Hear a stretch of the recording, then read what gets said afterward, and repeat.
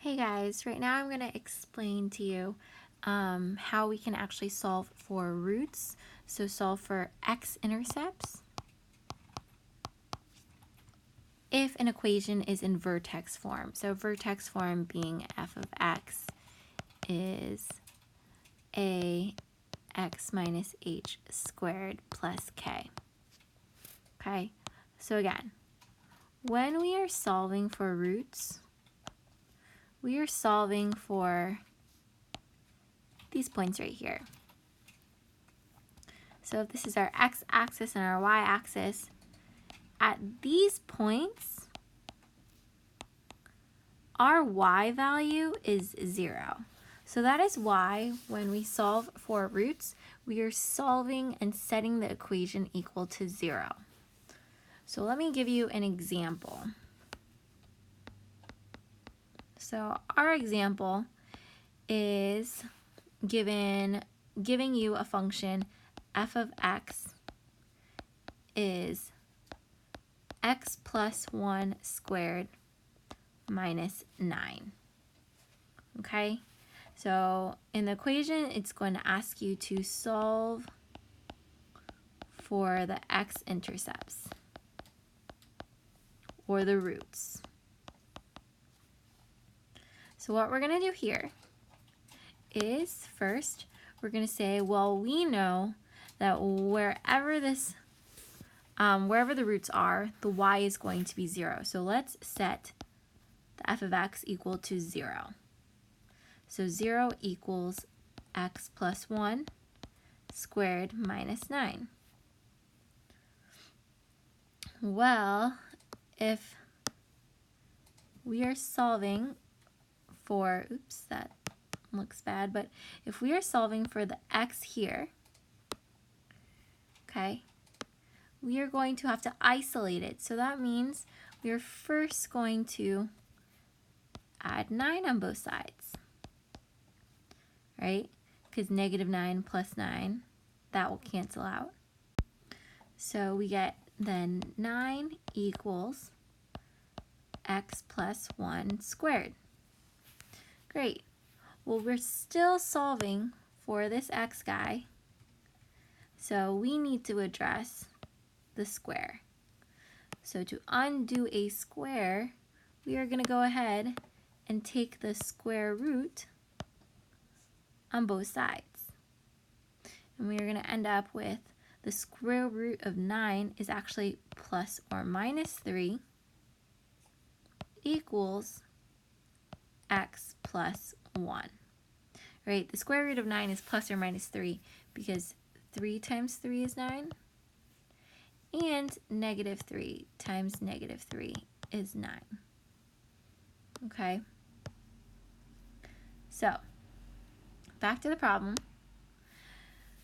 If we are solving for this x, we can go ahead and subtract 1 on both sides. And that is going to give us negative 1 plus or minus 3 equals x. Well, because this is a quadratic, we expect that there's going to be 2 roots. So we know that one answer is going to be x equals negative 1 plus 3. And the other solution will be x equals negative 1 minus 3. So here we have one solution that is x equals 2, and another solution where x is negative 4. So if we were to graph this, vertex form 1 tells us the vertex, which is at negative 1, negative 9. And we also are given the roots. So negative 1, 2, 3, 4, 7, 8, 9. And our root is at 2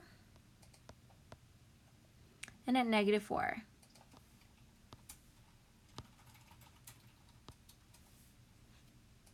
So when we graph this, it'll look like that. Okay? So let's work through another example. Okay? So let's say for example number 2.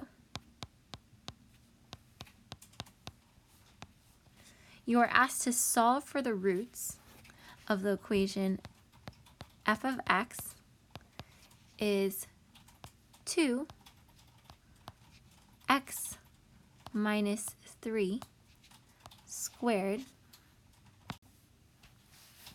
minus 8. So again, vertex form tells us the vertex. If we were to sketch a graph, we would know that the vertex is at 3, negative 8. Okay? But again, this is asking us to find the roots. So the roots where f of x equals 0. So we can see our equation. We set it equal to 0. 0 equals 2 x minus 3 squared minus 8. We can go ahead and solving for this x, we are going to add 8 to both sides. So we get 8 equals 2 x minus 3 squared. Again, we are trying to isolate this x, so we got to divide by 2 on both sides, okay?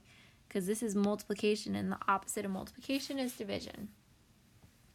So we have 4 equals x minus 3 squared. We are then going to take the square root of 4, and we get plus or minus 2 equals x minus 3. We're so close, the last thing we got to do is add 3 to both sides. So we get 3 plus or minus 2 equals x, which gives us our 2 solutions. So one is what happens when we add 2, we get 5. Another one is what happens when we do 3 minus 2. We get 1. So here we can sketch our equation.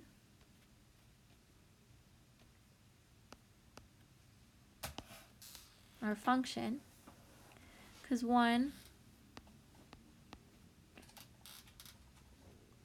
2. Our vertex is at 3, negative 8. And our zeros are at 5 and 1. So if we were to sketch a graph, it would look something like that. Okay? The last example I'm going to give is a little bit, it looks a little bit more intimidating because it will have decimals. But decimals are okay.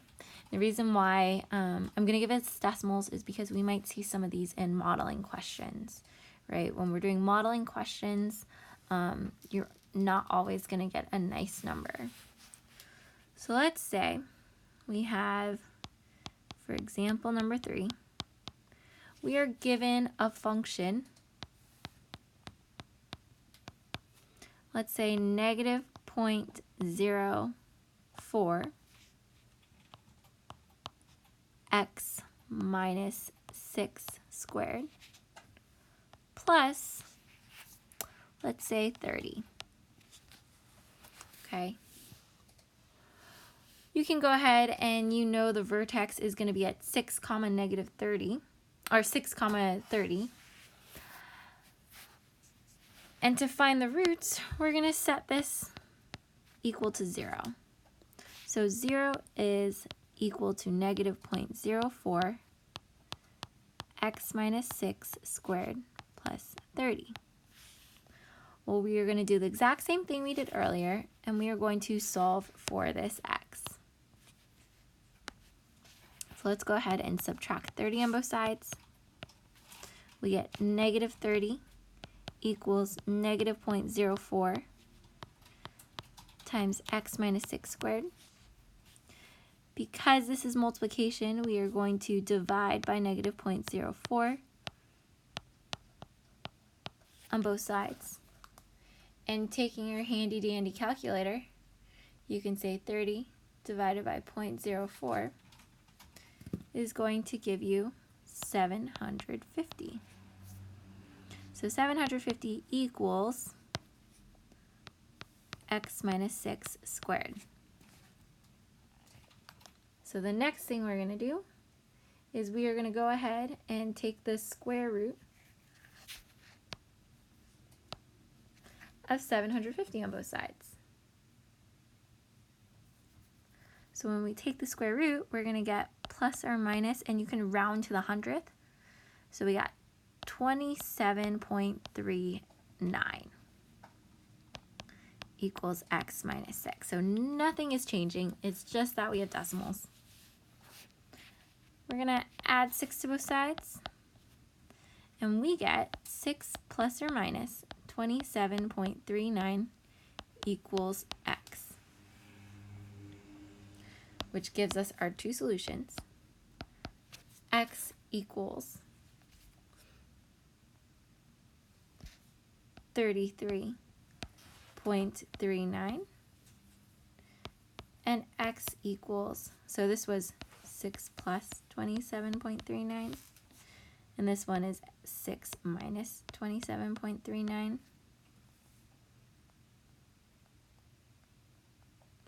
which is going to give us negative 21.39.